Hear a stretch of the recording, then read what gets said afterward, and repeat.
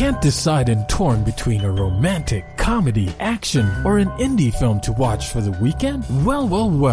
Golden State Media Concepts Movie Podcast is your ultimate guide to the latest movies. Join us as we dissect the latest on the blockbusters. It's the Golden State Media Concepts Movie Podcast.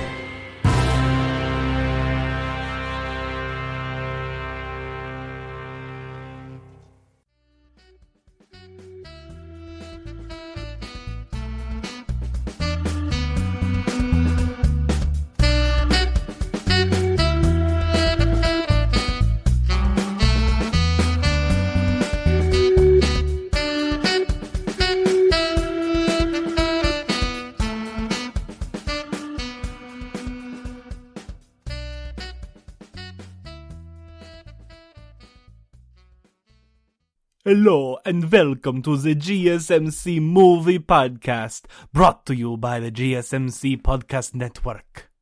I am your host, Davey Peppers, and I am so excited to be here with you all because it is spooky season. It is October, and that means horror movies and pumpkins and fall, and I am so excited that you're just going to have to forgive the very terrible Transylvanian impression because I am just full to burst with joy that we are finally in the season. So, to celebrate the fact that we are now in the time of the spooks, today we are going to do 3 reviews of 3 horror movies from this year that you can watch right now. So first off, we're going to do a review of the Brandon Cronenberg movie Possessor, and then we're going to switch over to a review of the Shudder original film Scare Me, and then we're going to do a review of She Dies Tomorrow, which is available on VOD and came out a few months ago. Then at the very end of the show, we're going to continue on with the Karate Kid retrospective that I started last week with the Karate Kid Part 3. So you're going to have to stick around to the very end to see my thoughts on that. All right? Should we just jump into Possessor? All right, let's just jump into Possessor. So, Possessor started to be notable in January when it premiered at the Sundance Film Festival. And it was notable mostly because people were walking out and vomiting and just generally not having a very good time in the theater for this movie. And me, being a little bit of a horror nut, saw this and went, ooh, I want that movie to be put directly into my brain hole. And it was put directly in my brain hole very recently, actually. And it can be put into your brain hole, too, because on October 2nd, it is coming out on VOD under the Possessor Uncut title, which doesn't make a whole ton of sense because there's no cut version. There is no R-rated version of this movie. The only version that is available is the not rated version, which is not rated because it would probably get an NC-17. This is a very graphic movie in every sense of the word. It is bloody, it is shocking and gory, it is very, very sexual. There is a lot of nudity in this film, so obviously, don't watch it with, your parents or your kids, but if you have the appetite for this kind of extremist, psychological, metaphysical horror, then there is maybe no other film in 2020 that you need to check out. I'm just going to cut to the chase here. This movie is incredible. Now, Brandon Cronenberg obviously is the son of famous Videodrome, Dead Ringers, History of Violence horror filmmaker David Cronenberg. And Brandon first came out on the scene around 8 years ago when a little movie that he made called Antiviral, starring Caleb Landry Jones, came out. And I adored that movie. I thought it was incredible, and nobody ever talked about it. So when I heard that he was coming back with another movie, finally, after almost a decade, starring Andrea Riseborough, Christopher Abbott, Sean Bean, and Jennifer Jason Leigh, who are a much bigger cast than Caleb Landry Jones was in 2011, 2012, and Malcolm McDowell, who will show up in just about anything. I had really high hopes that this movie was going to get a much more notable release, and it definitely has. People are talking about it. It's being distributed by Neon, who know what they're doing in terms of making their films seen and talked about within the online space, especially. So if you've seen some of the images or some of the promotional materials for Possessor, it is weird and complicated, and the movie is really no different. I'm gonna do a very quick plot synopsis because I really don't want to spoil this movie's many surprises, which are numerous and quick. So the basic rundown is that this woman, Tasia, played by Andrea Riseborough, she works for a company that allows you to implant yourself into other people's bodies to possess them and carry out assassinations. She's really good at this, like too good at this. She's basically their top agent, and she is tasked with inhabiting the body of Christopher Abbott's character, whose name is Colin, who is kind of the deadbeat boyfriend of the daughter of a very powerful corporation. And so Andrea Riseborough's job in Christopher Abbott's body is to kill Sean Bean, because this is a movie, and if nothing else is ever secure in the beautiful world that we live in, it's that death is horrible, taxes suck, and Sean Bean will always die in a movie. That is just the way that things have to go. Or at least they're going to try to. So this movie takes a lot of, maybe not necessarily inspiration, but it has a lot of similarities to films like Under the Skin or even the Elijah Wood remake of Maniac. It's a very much an art horror film. And if you've seen any of those movies, as well as something like the Lucha Guadagnino remake of Suspiria from a few years back, is that these films are harsh and unforgiving and not necessarily designed for a traditional horror audience. You are not going to see people in the theater hooting and hollering, or at least I hope. I mean, I hope you're not in the theater, but this is not the kind of horror movie that you like get your buds around, you get some brews, and you have a good time, because if you do that with your friends, either they will stop talking to you, or you have very strange friends, stranger friends than I have, and that is saying something. But as for an individualistic experience, as for a movie that works so hard to upset and confuse and confound the viewer, both in terms of its story, its character work, its performances, and the mind-boggling visuals that happen more and more frequently as the movie goes along, it becomes very clear that this is not a traditional film with a traditional structure or a traditional story.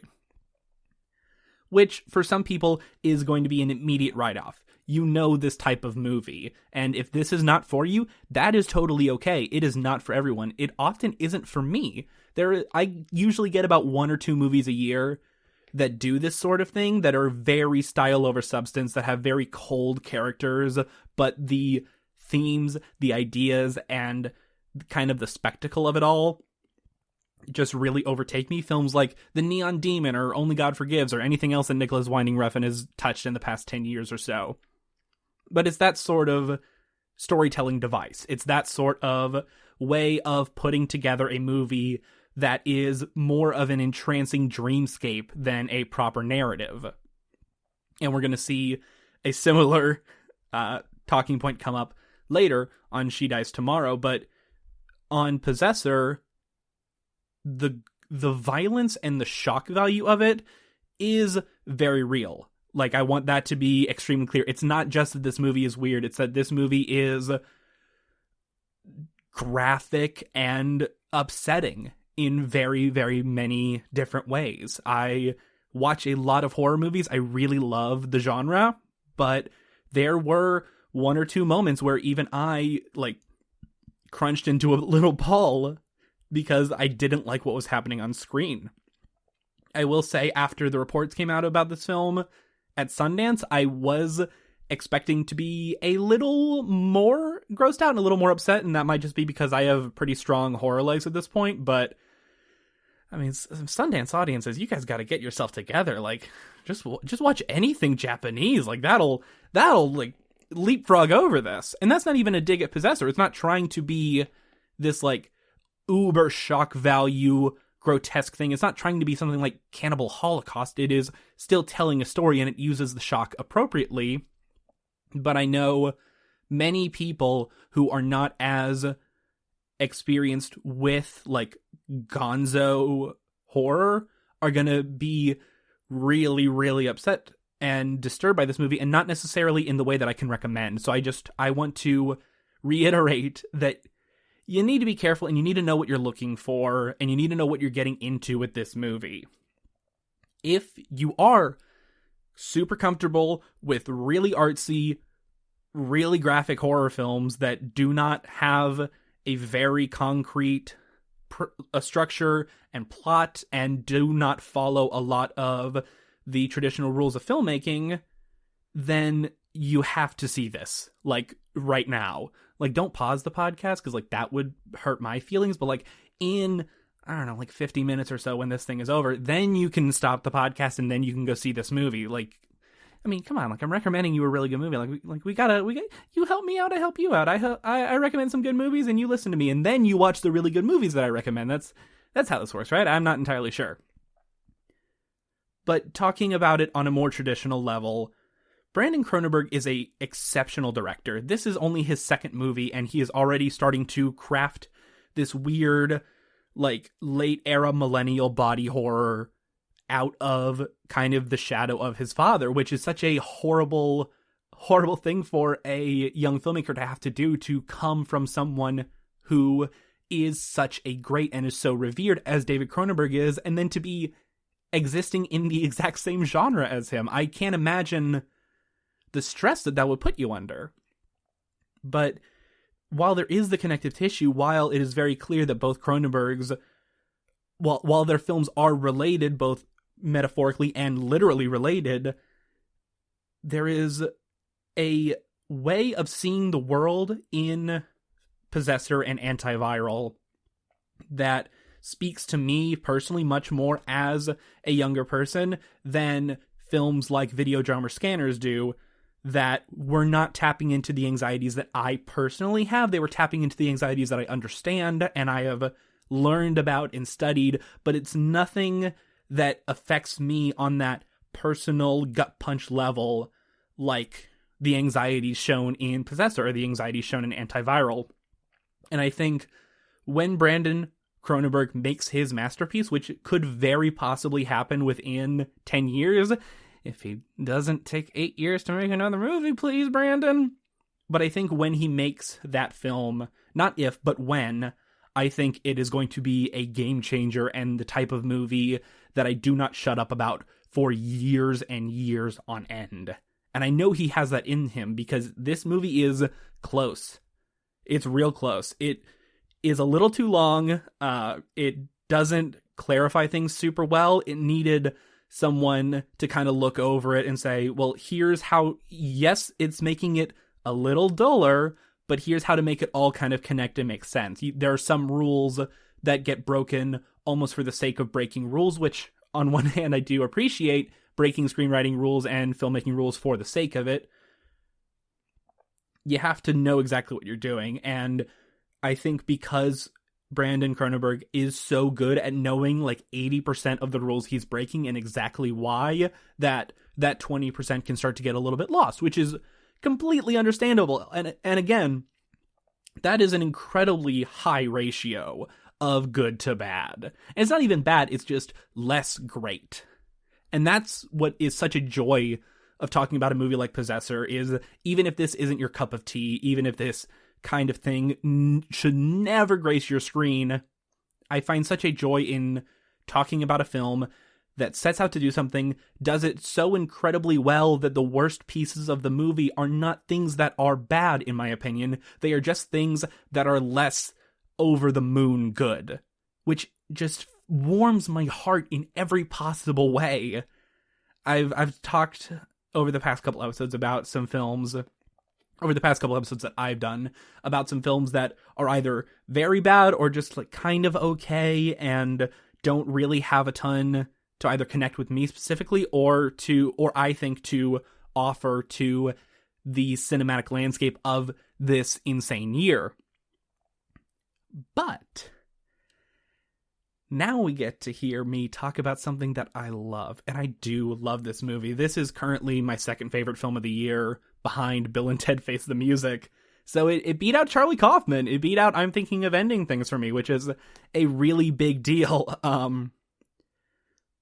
But there is just something special, something weird, and something kind of haunted about Possessor. it's so good. It's so good, and it's the kind of movie that makes you feel alive because it makes you grip to that life.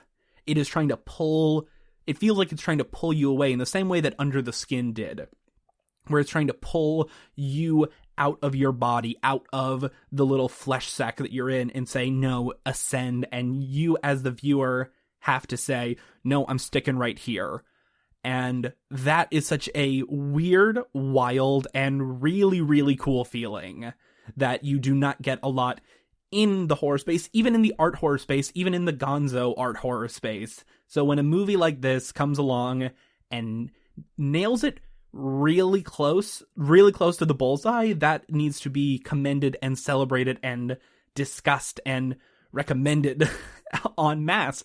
This might not be for you, but if you know, everyone has the weird friend, right?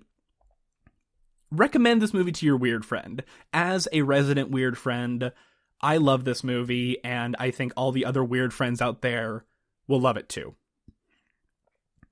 Possessor gets 8.5 out of 10 stars.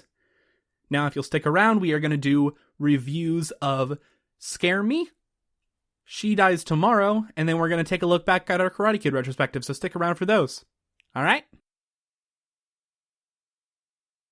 Want to know the latest and hottest music hitting the airwaves? Don't be left out. Listen to the Golden State Media Concepts Music Podcast. It keeps you on the loop with everything you need to know from pop, rock, hip-hop, and the top 40. And we'll throw in news of your favorite artists, concert and tour dates, and so much more. Listen no further, because this is the gold standard in music podcast.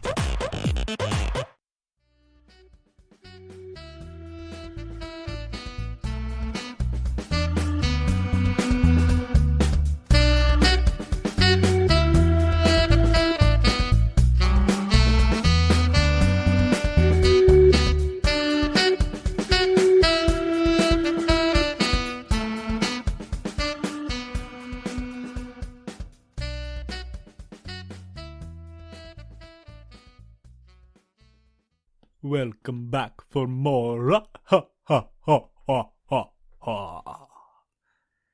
So after that Possessor review, we are going to go on to a review of the Shudder original film that launches this weekend, Scare Me. And this film is written, directed, and produced by Josh Rubin, as well as starring Rubin. And if you are familiar with the internet comedy scene of about 10 years ago, you should probably know the name Josh Rubin. He was one of the original cast members and writers of the website YouTube channel College Humor. And he was one of the big forces there when that site was really, really exploding in the late 2000s, early 2010s. He made just some incredible things, and he was extremely talented as a writer and as a performer, just putting together some of the weirdest and almost most grotesque things that came out of that website. It's clear, even from those things 10 years ago, that he has such a love and respect for the horror genre and for the tropes. So when I found out that he was breaking into writing and directing a movie, more not just a movie, but a horror film, horror is going to be in quotes, you'll see why soon, I was super intrigued, and I really wanted to see what he was going to do with this genre, with a budget, with a cast, and also to support someone that has given me so much content and so many laughs over the past 10 or so years of my personal adolescent journey. So the premise of Scare Me is that Josh Rubin plays Fred, a wannabe horror writer. He really, really wants it more than anything in the world. And so he rents a cabin, an Airbnb cabin, in order to sit down and writer's retreat this sucker out, go full Jack Torrance and just immerse himself in his work. While he's there, he runs into Fanny, played by Aya Cash, who most people will probably know from her role as Stormfront on season 2 of The Boys, where she is killing it. But Fanny is a very, very popular horror writer. She just published her first book. It was getting huge rave reviews, and she is kind of the talk of the literary world, and especially the horror world. Like, everyone loves her.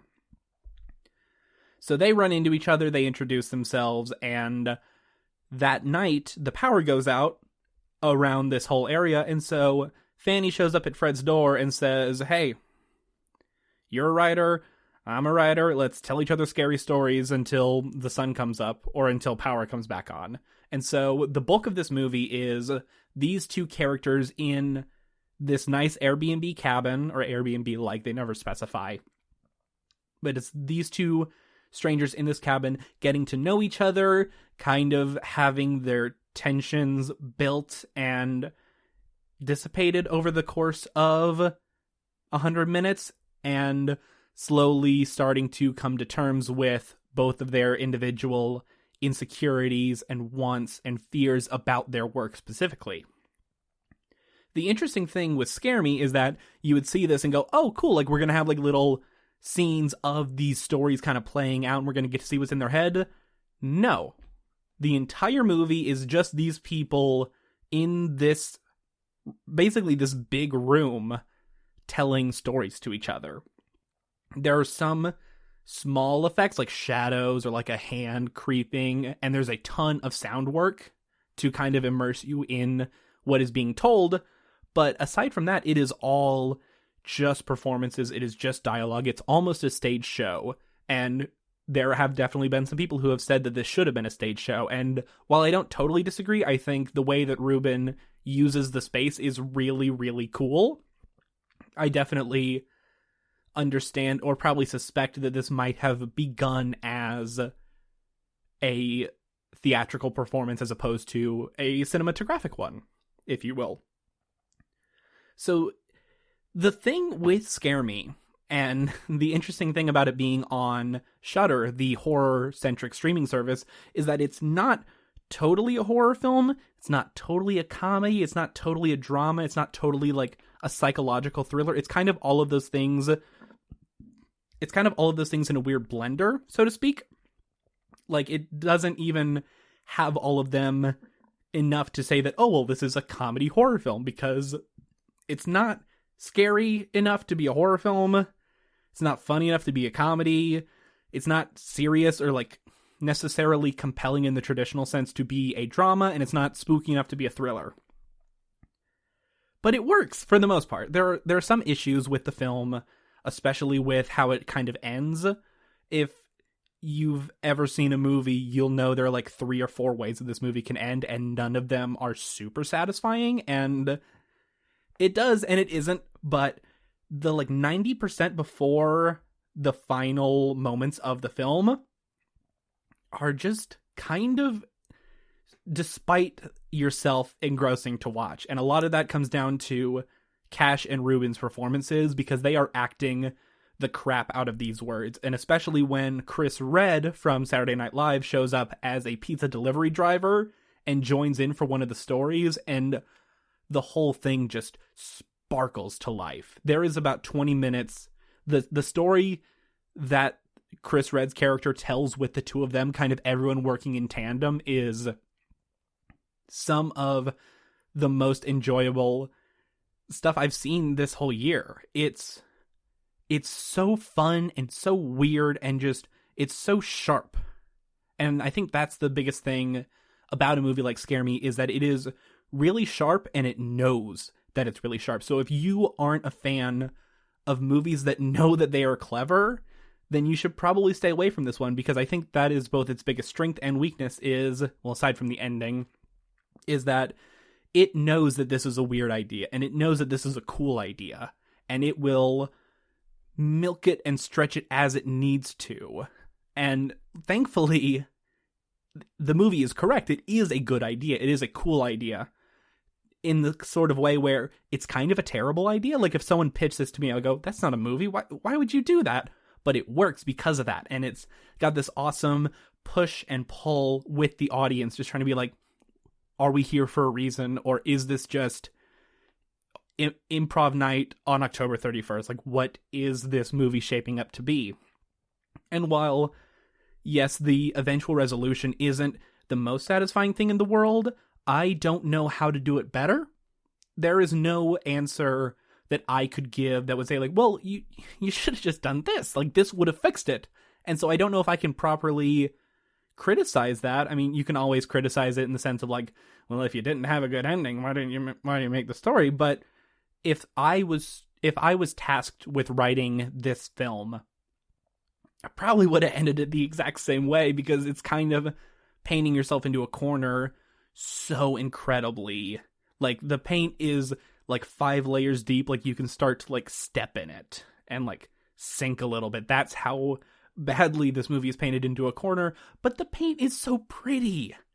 The paint is so beautiful, and the floor looks incredible that you don't really care that in order to finish it out, you have to walk over the paint and get some boot prints onto it.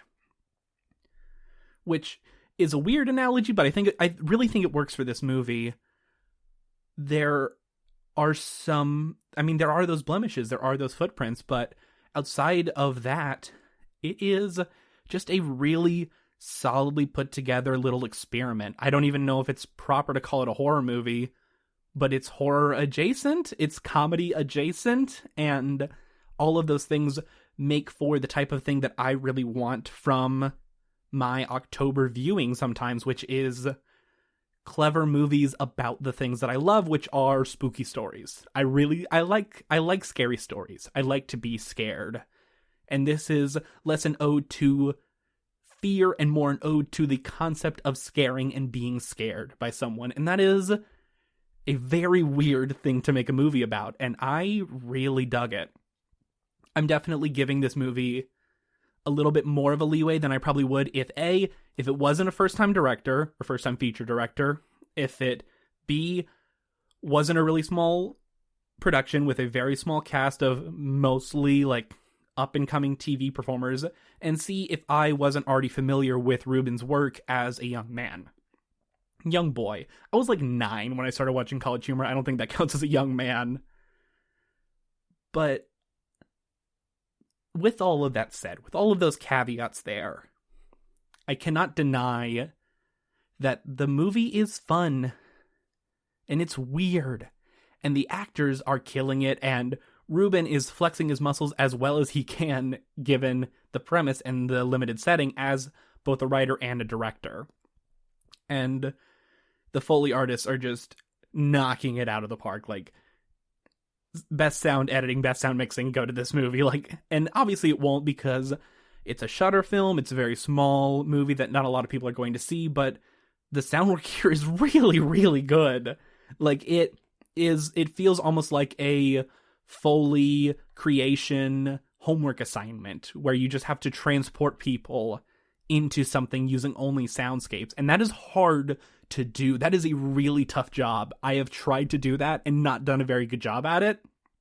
So I can appreciate the work and the effort that went in to making this as cinematic as humanly possible, and trying to break out of the criticism of, well, it's just two people talking in a room. Like, what's so interesting about that?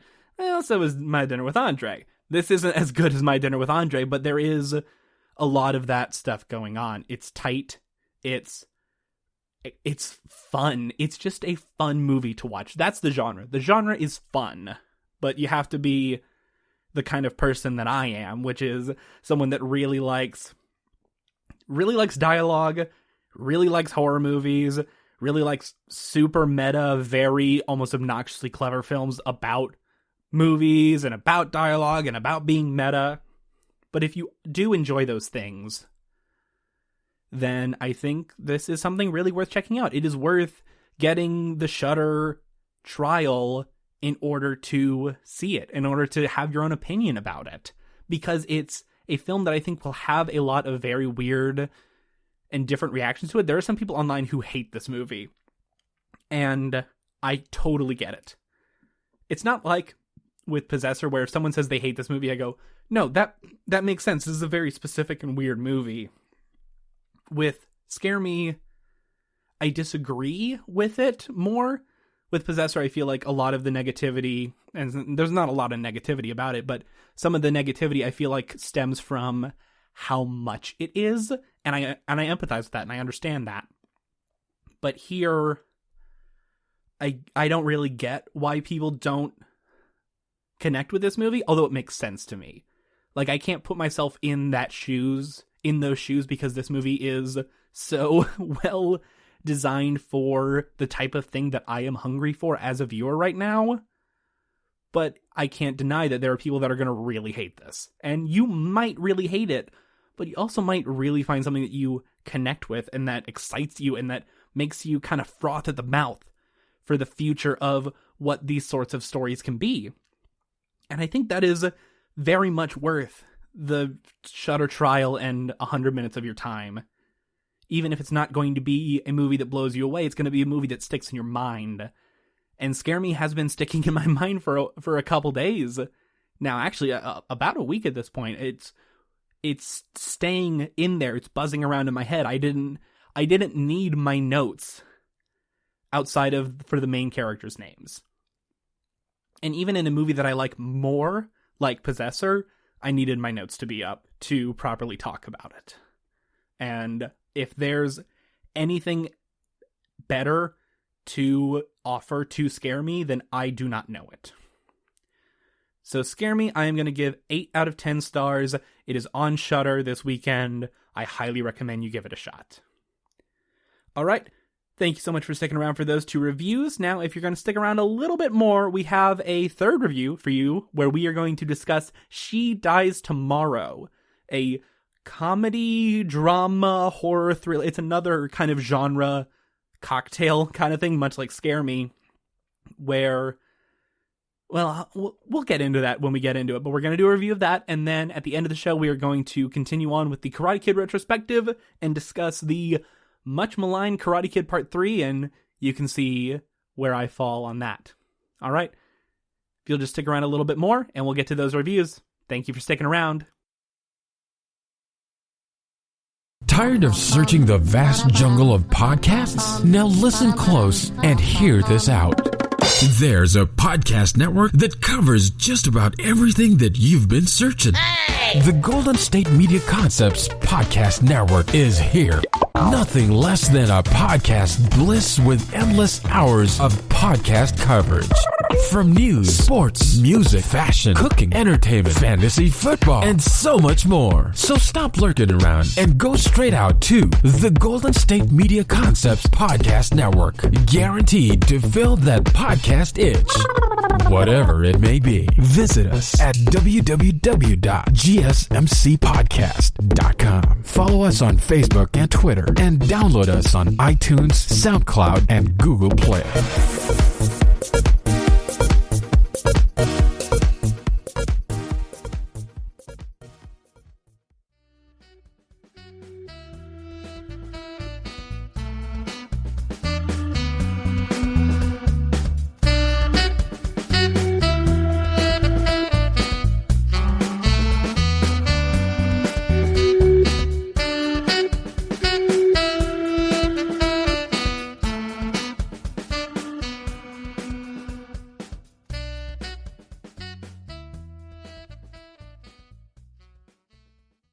And we return. Alright, so now that we've gotten Possessor and Scare Me out of the way, we are going to go on to a review for a movie that's a couple months older. It came out at the end of July on VOD and in some drive-in theaters. It is called She Dies Tomorrow. And it is according to Wikipedia, it's a comedy horror thriller film, although I would probably more describe it as a dramatic thriller, or honestly just an experimental film. And it is written, directed, and produced by Amy Seimetz, who is mostly known as an actress for her roles in films like Pet Sematary and her work on the Star's Girlfriend Experience television show. The film stars Kate Lynn Scheel as a young woman, Amy, who is under this notion that she is going to die tomorrow. She doesn't know why, she doesn't know how, and she doesn't know exactly when. But she knows that she's going to die tomorrow. And over the course of the film, her penchant for her imminent death starts to spread. It is viral almost, where someone will hear the words that they are going to die tomorrow, and it just consumes them. And it is a very, it's definitely potent right now. But knowing that Steinmetz made the film, according to her, after trying to explain to people how an anxiety attack felt, there is something really palpable about the type of movie that this is. Because the cast is huge. It's really not Amy's story. The story is much more about this concept. So the cast also includes a lot of notable and weirder names, such as Jane Addams, Chris Messina, Katie Aselton, Michelle Rodriguez, Josh Lucas, Adam Wingard. Like, this is a very big cast of a lot of like this mumblecore aesthetic and filmmaking principles kind of coming together for this project. And it's hard to talk about a movie like She Dies Tomorrow without getting real, so I'm just gonna lean into it. I have really bad anxiety attacks. I have had them for probably a decade at this point. Like crippling, really hard attacks. And for a long time, because you feel like you're dying when they happen. And they don't happen anywhere near as often as they did when I was an adolescent, but they come around every now and again. They're a lot more sparse, they're a lot shorter, and they're a lot less powerful, thanks to things like years of therapy and medication and general healthier living principles. But I still hold those moments really strongly in my head because it's unlike anything I have ever felt outside of that. So knowing that her own anxiety disorder was the impetus for Amy Steinmetz to make this film it helps give it a lot of light, because without that knowledge, and I guess this could be interpreted as a criticism of the film itself, without that knowledge, the movie loses a lot of its power, and it loses a lot of its strength and resonance, at least to me as an audience member personally. Because while there are some things about this movie that are too experimental for me, that don't totally work, and the moments of absurdist levity almost distract from the absurdist horror of the film, there is something so powerful about this little nugget of an idea of a contagious existential crisis, basically. It is these people in this film are slowly watching themselves get consumed with this self-fulfilling prophecy of nihilism, and it's horrifying, yes, and I guess that's why it's being considered a horror film, but it's not scary. It fills you with dread, more so than actually properly scaring the audience or making them feel uneasy, because it's not even traditional unease. Like, Possessor has that unease. Even Scare Me has a little bit of that unease near the end, but this is metaphysical and metaphorical, and it makes you reflect more on your own life than the lives of these characters, because the characters themselves really do not matter. They are placeholders. This is much more of almost like a Happiness or Magnolia style anthology film, but without the characters in those films that make them really prominent. And maybe the connection to Happiness is because Jane Addams is in this film and was in that film, and she was great in that film, and people should watch it, unless you're sensitive to literally anything, which is totally fair, but it's a very, very intense movie. But we're not talking about Todd Solondz's Happiness, we're talking about She Dies Tomorrow. There is a speck somewhere deep within this movie of just like pure concentrated pain and anguish. And Steinmetz has recently been in the news because of restraining orders that she has filed against her ex-partner, really notable director Shane Carruth. So it is, and I don't want to speculate on that. I don't want to speculate on people's private lives in something that is clearly very traumatic and difficult for her. But you see a lot of this raw, tapped nerve emotion throughout this film, to the point where the movie seems to know that the characters don't matter, that the plot is just freeform, because it's all about communicating a singular idea to the audience. And like with a lot of very experimental films, it is not shocking that this movie gets classified as a horror film, because it is upsetting and it is brash in a way that a traditionally structured narrative film just cannot ever be. It's not perfect, of course not. It's messy and very short, and it doesn't land almost any of its like big tonal hits the way that I think it wanted to. But underneath all of that, underneath the character work, underneath the shock, underneath the neon colors and the attempts at creating a wacky world, there is something so honest and something so insanely rare. And that's the reason why I love horror movies. It's the reason why I love independent films so much, is because you find these little nuggets of, oh, this person just cut a vein in blood on celluloid. Like, that's what we're watching. We are watching someone in touch with their pain to an uncomfortable degree. It's like when you watch a movie and the final shot is the character and they're glaring down the barrel of the lens and they make eye contact, not just with the camera, but with you in the audience. And you go, oh, they see me. I don't like being seen. And there is something similar to that within She Dies Tomorrow. It feels like you're peeking into something that you shouldn't be, like you are a voyeur. And the movie has the audacity to glare back at you and say, all right, you want to look? I'll give you something to look at.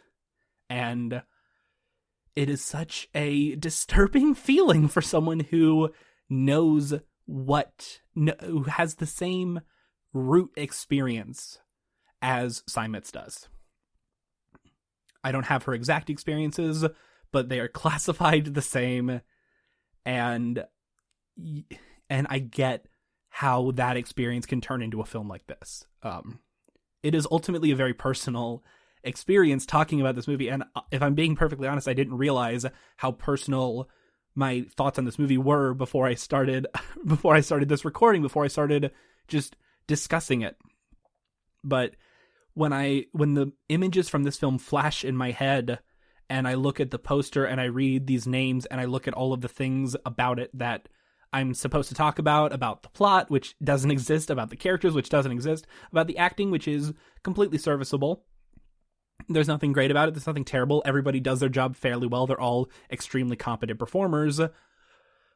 But it's almost not interesting to review, which is why this is barely a review. I mean, there's going to be a star rating at the end, but there's really not anything to discuss that can tell you whether or not you should watch this movie.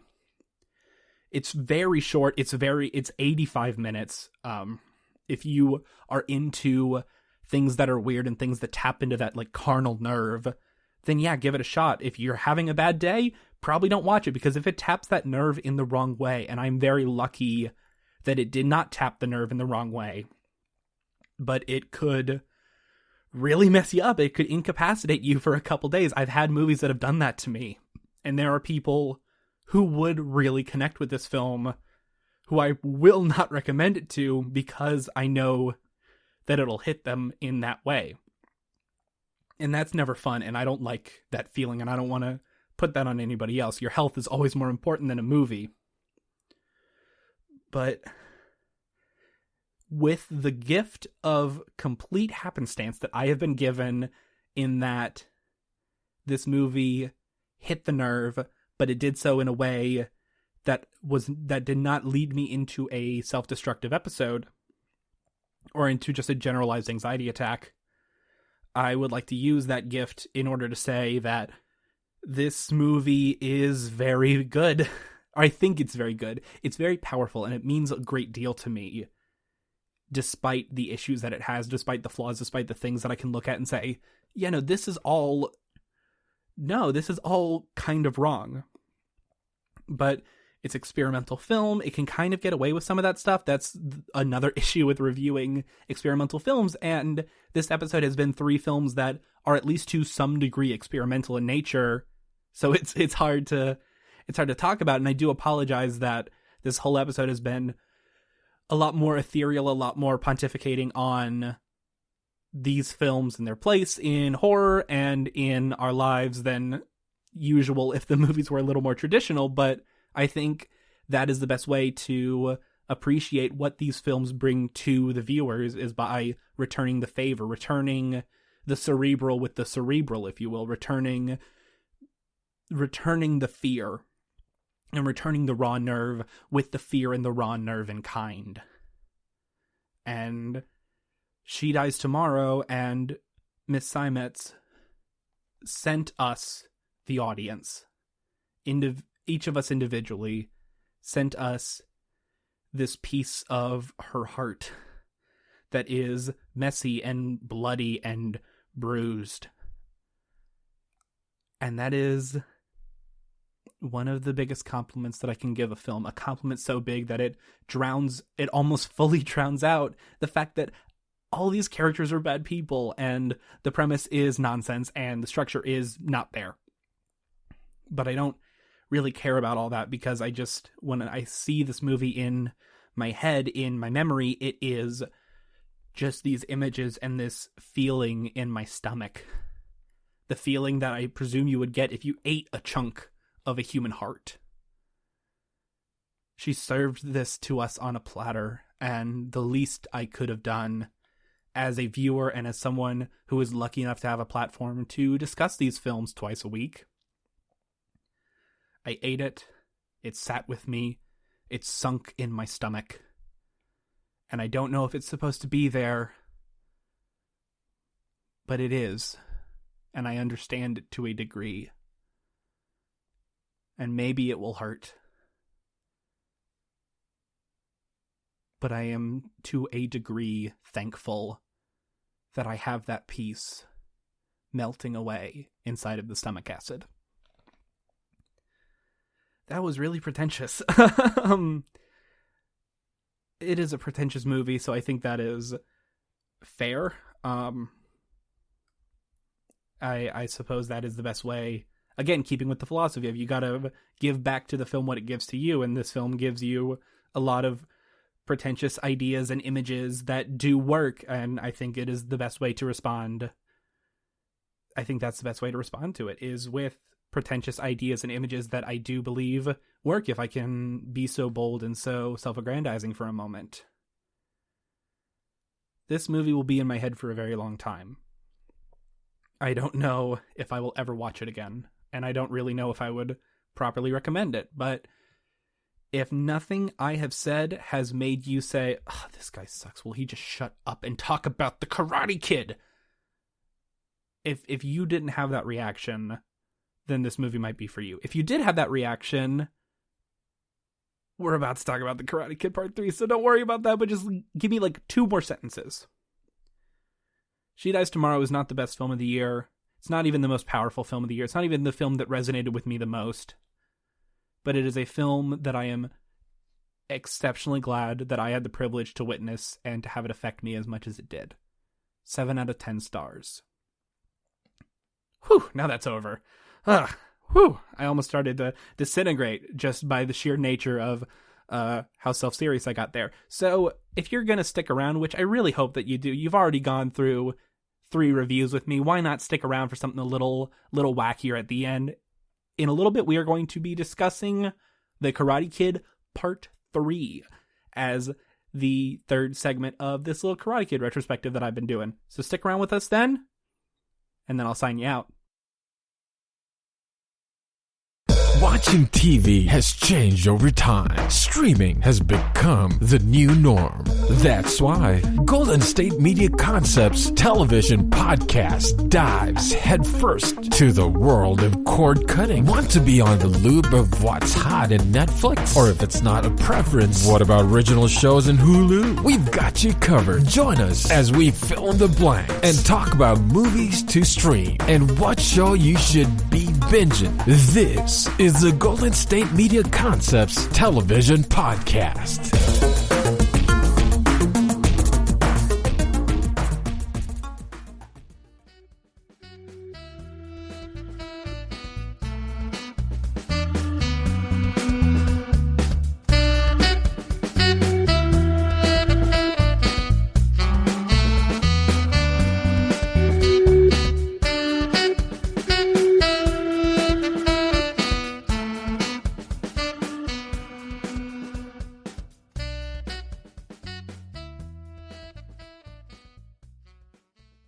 And we are back for the final segment of today's show. Thank you so much for sticking around. For the end of today's show, what we are going to do is we are going to do the third part of this little Karate Kid 5-movie retrospective thing that I've been doing. If you want to check out the last episode that I did to get the pieces on the Karate Kid and the Karate Kid Part 2, they are there waiting for you. But if you're caught up or if you just don't care, because we're talking about movies that are older than I am, today we are going to be discussing The Karate Kid Part 3, which came out in 1989, and much like the first two films, is directed by John G. Avildsen and written by Robert Mark Kamen, and starring Ralph Macchio and Pat Morita.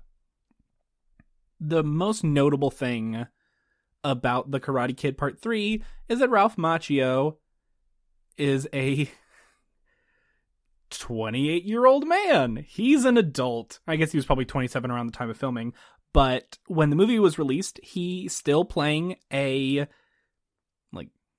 17, 18-year-old is 10 years older than that. And you can really start to tell at this point. He really cannot pull off being a kid anymore at this point. And that already robs a lot of the power from this movie that the first and even the second film had in this very wholesome relationship between his character of Danny LaRusso, between his character of Danny LaRusso and the character of Mr. Miyagi, played by Pat Morita. Pat Morita, who is always good in these, he's fine, I suppose. He doesn't really have a whole lot to do. This movie is much, much more about Macchio than it is about the two of them together, like with the first two films. So the plot here is, directly after the events of The Karate Kid Part 2, LaRusso and Miyagi come back from Okinawa, and they are confronted with John Kreese, the teacher of the Cobra Kai dojo from the first movie, who is back, and his life is just in the toilet, and he wants vengeance on these two people that apparently stole all of his honor and his pride. LaRusso kicking the crap out of Johnny Lawrence in the end of the first movie, and Mr. Miyagi defeating and humiliating him in the opening of the second film. So, Kreese enlists a old Vietnam War buddy of his, named Terry Silver, who his job is to go to LaRusso and say, hey, my friend John Kreese, he's dead, and I want to rebuild Cobra Kai and make it right, so I'm going to help train you so that you can defend your title in the next year's competition, which Miyagi does not want LaRusso to do, and so LaRusso's like, I gotta go train with Terry Silver. I can't do a New Jersey, and I shouldn't have to. And I apologize for attempting it. I hope that you can forgive me. So we have this kind of retread of the first two films. There is someone who is coming after the two, and Miyagi is saying, hey, let's hold off for a bit, and LaRusso's very headstrong, and then the violence and the torment escalates, and eventually they do karate because he is in fact the Karate Kid, like in the title of the movie.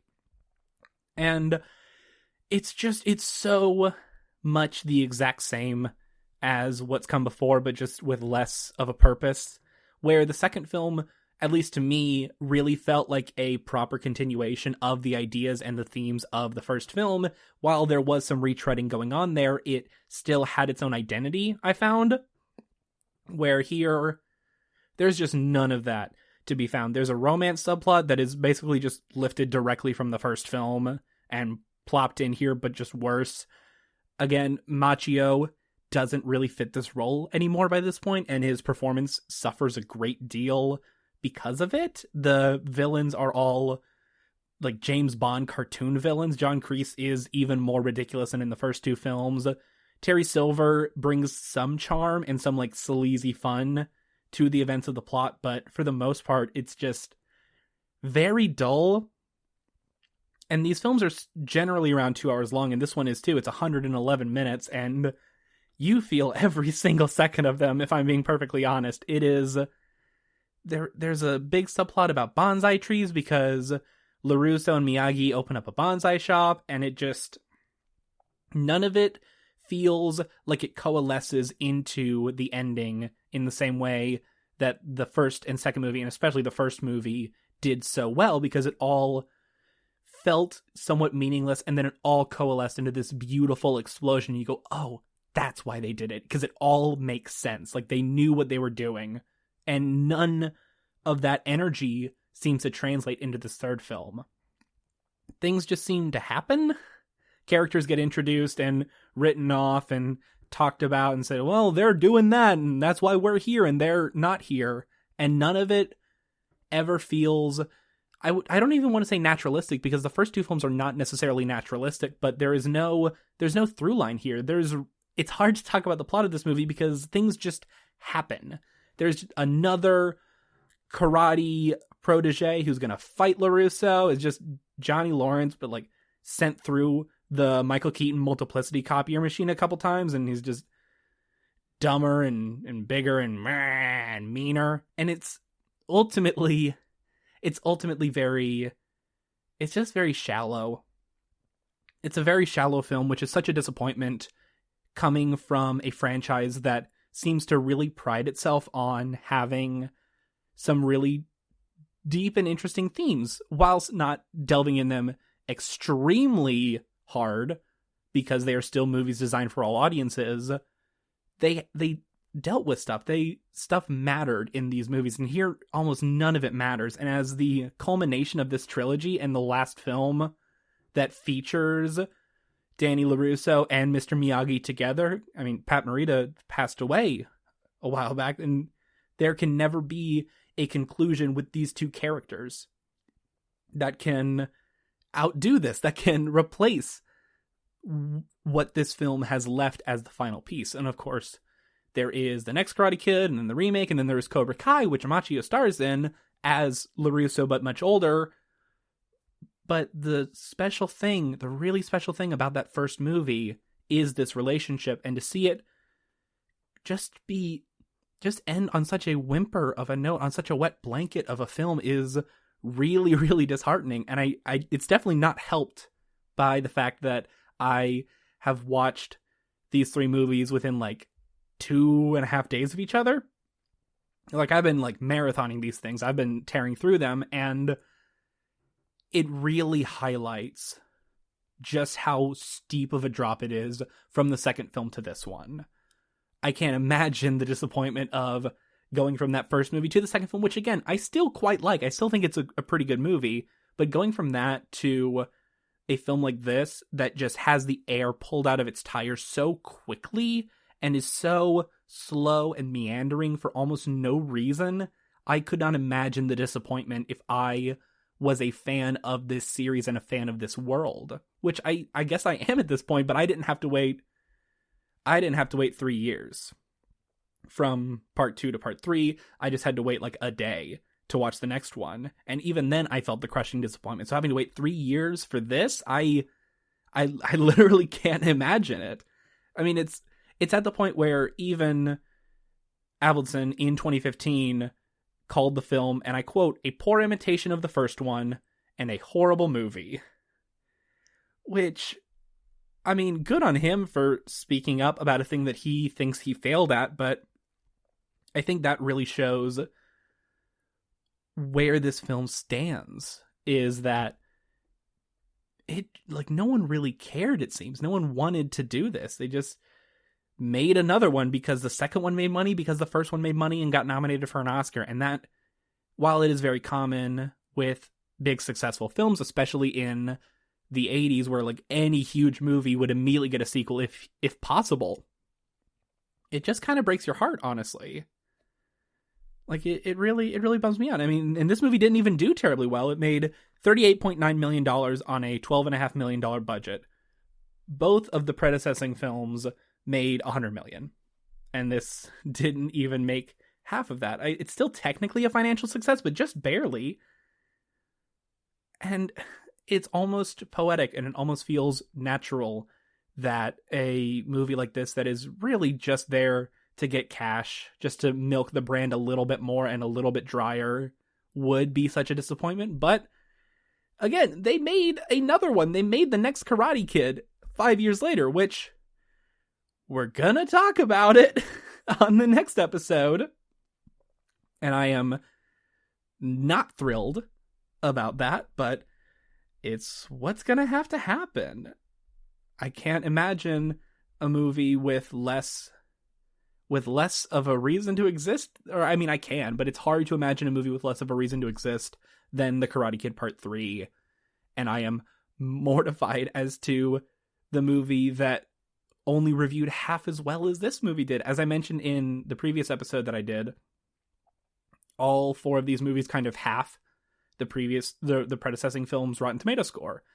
Like high 80s for the first movie, like 50, 45 for the second film, 15 for part 3, and then 7 for the next Karate Kid. So if the next Karate Kid truly is a movie only half as good as this one, then I'm scared for what I am about to put myself through, because this movie is a real disappointment. And if, like me, you want to watch Cobra Kai and you've never seen any of these films and you want to experience them for the first time, you should absolutely watch the first movie. I still think you should absolutely watch the second movie. I still maintain that the second movie is good, and you should stay far, far away from the third one, and we will discuss soon about whether you should stay far, far away from the fourth one and or the remake. I am getting into the weeds, and I am starting to question if it is worth it, if Cobra Kai will be interesting enough for me to have gone through what I am going through with these films, because if what I'm about to watch is worse than this, then I am a little unsure as to how this franchise could be potentially redeemed. And I think that's definitely going to be a testament to Cobra Kai, which I'm not going to review here because that's TV. That's not really what we do on this episode, on this show. But I will probably just, in the intro at one point, let y'all know if it's worth it. But man, this movie is just a real disappointment, and it's a hard to talk about disappointment too. I think this episode has had a lot of movies that are hard to talk about for various reasons. Possessor, because a lot of the really interesting meaty stuff is spoilers and is hard to discuss without going into a lot of graphic detail that I don't want to go into. Scare Me is hard to talk about because it's so bare bones, and a lot of the surprises in the film come very naturally, and I don't want to ruin that. She Dies Tomorrow is almost impossible to talk about because it's so freaking weird. And The Karate Kid Part 3 is hard to talk about because nothing happens. I think I'm talking more about it now than people talked in the conversation to greenlight the film. They said, all right, we need some more money. Let's just make another Karate Kid. We made 1 and 2. Let's make 3. That's never gone poorly in the past before, and it'll never go poorly again. Yeah, I know I'm ragging on this movie, and it deserves it. It's not a good film, but it definitely is more than a bad film. It is a really poor send-off to these characters and to this relationship that really captured a lot of hearts and captured a lot of minds, and kind of in its own little pocket, like I mentioned in the last episode, changed the course of American youth for a while. Like, it revitalized karate being interesting to people, and that is so cool. And to see it have its send-off in such a way just really bothers me. The tagline for this movie says, "First it was teacher to student, then it was father to son, now it's man to man." And man to man, Karate Kid Part 3, me to you, you shouldn't have been made. You shouldn't have been made, and it is a horrific disservice that you went out the way that you did. To the point where Pat Morita was nominated for a Raspberry Award, the worst movies of the year list, for worst supporting actor. He didn't win, but he was nominated for worst supporting actor 2 films after the role that gave him a nomination for best supporting actor at the Oscars. And I think if anything can tell you about the decline that this franchise has had up to this point, it's that fact right there. So on that note, thank you so much for tuning into the GSMC Movie Podcast, brought to you by the GSMC Podcast Network. I have been your host, Davey Peppers, and if you would be so kind as to leave a review for us, that really helps us out. We'd really appreciate it. And if you could also follow us on Facebook, Twitter, and Instagram, that also really helps the show and helps out the whole network. So thank you so much for that support, and thank you for listening. I hope you have a fantastic rest of your day. I'll see you around. Bye. You've been listening to the Golden State Media Concepts Movie Podcast, part of the Golden State Media Concepts Podcast Network. You can find this show and others like it at www.gsmcpodcast.com. Download our podcast on iTunes, Stitcher, SoundCloud, and Google Play. Just type in GSMC to find all the shows from the Golden State Media Concepts Podcast Network, from movies to music, from sports to entertainment, and even weird news. You can also follow us on Twitter and on Facebook. Thank you, and we hope you have enjoyed today's program.